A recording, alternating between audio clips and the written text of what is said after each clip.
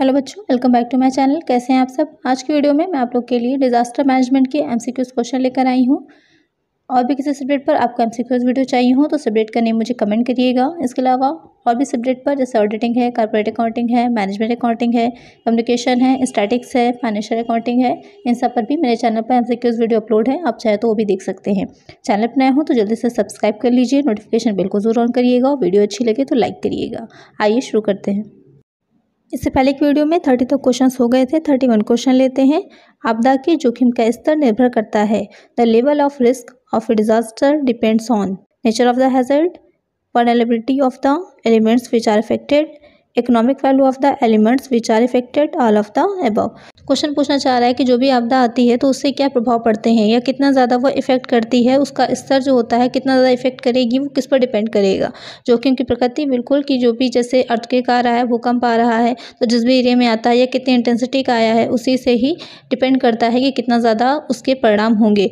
और दूसरा आपका जैसे सुनामी है, सुनामी आती है तो उसके आसपास के समुद्र के जो एरियाज़ होते हैं वो पूरी तरह से क्या होते हैं, बर्बाद हो जाते हैं। तो जोखिम की प्रकृति बहुत डिपेंड करती है कि किस तरह की आपदा आ रही है। प्रभावित होने वाले तत्वों की संवेदनशीलता या भेद्यता पर, जैसे कि अगर आसपास के ऐसे एरियाज में भूकंप आता है या कोई भी आपदा आ रही है जहां पर कि लोग ज्यादा रह रहे होते हैं तो क्या होता है, जान माल दोनों का नुकसान बहुत ज्यादा होता है। नेक्स्ट है प्रभावित होने वाले तत्वों का आर्थिक मूल्य, ये भी इंपॉर्टेंट होता है। तो इस तरह से तीनों ही चीजें आ जाती हैं जो जोखिम के स्तर को निर्धारित करती हैं। तो यहाँ पर करेक्ट आंसर हो जाएगा ऑप्शन डी। नेक्स्ट क्वेश्चन है, किसी विशेष खतरे के प्रभाव से किसी समुदाय, संरचना, सेवाओं या भौगोलिक क्षेत्र के जिस हद तक क्षतिग्रस्त या बाधित होने की संभावना है उसे कहा जाता है। The extent to which a community, structure, service or geographic area is likely to be damaged or disrupted by the impact of particular hazard is termed as capacity, vulnerability, risk, hazard assessment. तो आपका जो भी किसी विशेष खतरा यानी कि कोई भी जो जोखिम आने वाला है उसके प्रभाव से कोई समुदाय है, कोई संरचना है, भौगोलिक क्षेत्र है, उसके क्षतिग्रस्त या बाधित होने की जो संभावना होती है वो क्या कहलाती है, तो वो कहलाती है भेद्यता या फिर वर्नेबिलिटी। इसे संवेदनशीलता भी कहते हैं। तो यहाँ पर करेक्ट आंसर हो जाएगा ऑप्शन बी। नेक्स्ट क्वेश्चन है, रिएक्टर स्केल भूकंप के डैश को व्यक्त करता है। The Richter scale expresses an earthquake magnitude, location, duration, depth. तो यहाँ पर आपको बताना है जो रिएक्टर स्केल होता है वो भूकंप की किस चीज़ को व्यक्त करता है, उसके परिमाण को, स्थान को, अवधि को या फिर गहराई को। तो जो रिएक्टर स्केल होता है वो भूकंप के परिमाण को व्यक्त करता है। यहाँ पर करेक्ट आंसर हो जाएगा ऑप्शन ए। नेक्स्ट क्वेश्चन है, भूकंप आने के बिंदु के ठीक ऊपर पृथ्वी की सतह के बिंदु को कहा जाता है। The point of the earth surface directly above the point where an earthquake occurs is called the focus, epicentre, point, none. तो जो भूकंप जहाँ पर आता है, आपको पता होगा भूकंप का केंद्र जो होता है ज़मीन के अंदर होता है। तो वहाँ उसके ठीक ऊपर जहाँ से पर भूकंप का बिंदु होगा, केंद्र बिंदु होगा, उसके ऊपर के बिंदु को जो पृथ्वी की सतह के ऊपर है यानी कि जो अर्थ के सरफेस पे है उस पॉइंट को क्या कहा जाता है, तो वो पॉइंट कहलाता है एपिसेंटर या फिर ऊपरी केंद्र। तो करेक्ट आंसर यहाँ पर हो जाएगा ऑप्शन बी।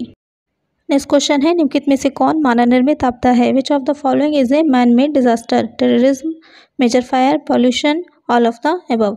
तो यहाँ पर आपको पता होगा आपदा दो तरह की होती है, एक जो होती है प्राकृतिक होती है, दूसरी हो जाती है मानव निर्मित होती है। तो आतंकवाद क्या है, वो मानव निर्मित है। भीषण आग यहाँ पर जैसे कि शॉर्ट सर्किट कहीं पर हो जाता है तो क्या होता है, पूरी पूरी फैक्ट्रीज जल जाती हैं, तो वो चीज़ है।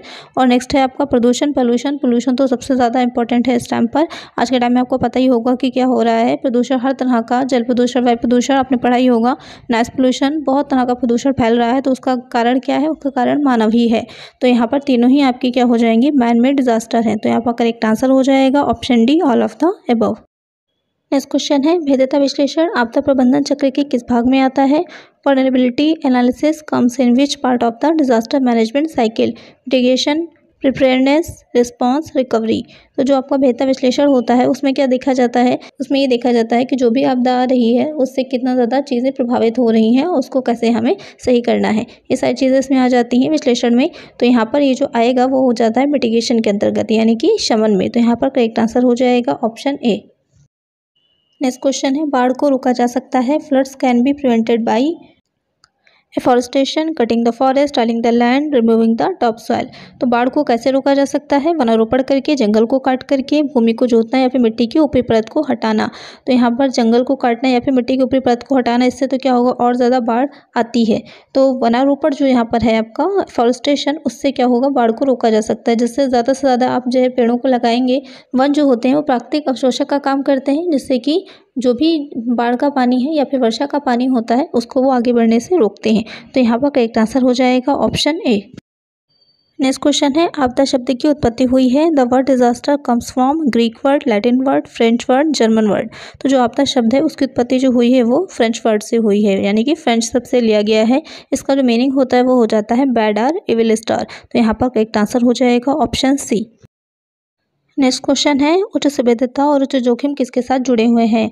High vulnerability and high hazard are associated with low disaster risk, medium disaster risk, high disaster risk या फिर नन ऑफ द अबव।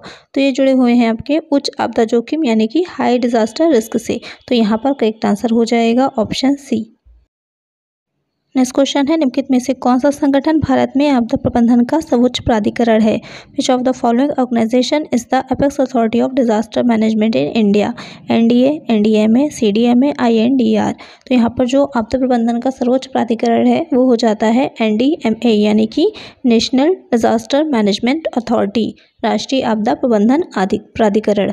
इसकी जो स्थापना हुई थी वो भारत सरकार के गृह मंत्रालय की एक एजेंसी की तरह ये काम करता है। इसके जो काम होते हैं उसमें हो जाएगा आपका राष्ट्रीय आपदा प्रबंधन योजना को स्वीकृति देने का काम होगा, नीतियां तैयार करने यानी कि पॉलिसीज बनाना, राष्ट्रीय योजना के अनुसार जो केंद्र सरकार या उसके जो मंत्रालय होते हैं, विभाग होते हैं, उनके द्वारा जो योजनाएं बनाई जाती हैं उसको स्वीकृति करता है। ऐसे दिशा निर्देश देता है जिससे कि राज्य के प्राधिकारी राज्य योजना तैयार कर सकें। आपदा प्रबंधन नीति योजना के जो भी प्रवर्तन या उसका जो कार्यान्वयन करना है उसके बीच में कोऑर्डिनेशन यानी कि समन्वय का काम होता है। शमन के लिए जो मिटिगेशन होता है उसके लिए जो फंड की ज़रूरत पड़ेगी उन सबके जो प्रावधान होगा उसको जो प्रोविज़न करना होगा उसके लिए सिफारिश करने का काम भी करता है। तो ये सारे काम आ जाते हैं एनडीए के। तो यहाँ पर करेक्ट आंसर हो जाएगा ऑप्शन बी। आज की वीडियो में इतना ही, मिलते हैं नेक्स्ट वीडियो में कुछ और नए क्वेश्चंस के साथ। अगर वीडियो अच्छी लगी हो तो लाइक करिएगा, चैनल पर नए हो तो सब्सक्राइब करिएगा, नोटिफिकेशन बिल्कुल ज़रूर ऑन करिएगा जिससे जो भी वीडियो मैं डालूँ उसका नोटिफिकेशन आपको मिल जाए। ज़्यादा से ज़्यादा फ्रेंड्स के साथ शेयर करिएगा। Thank you.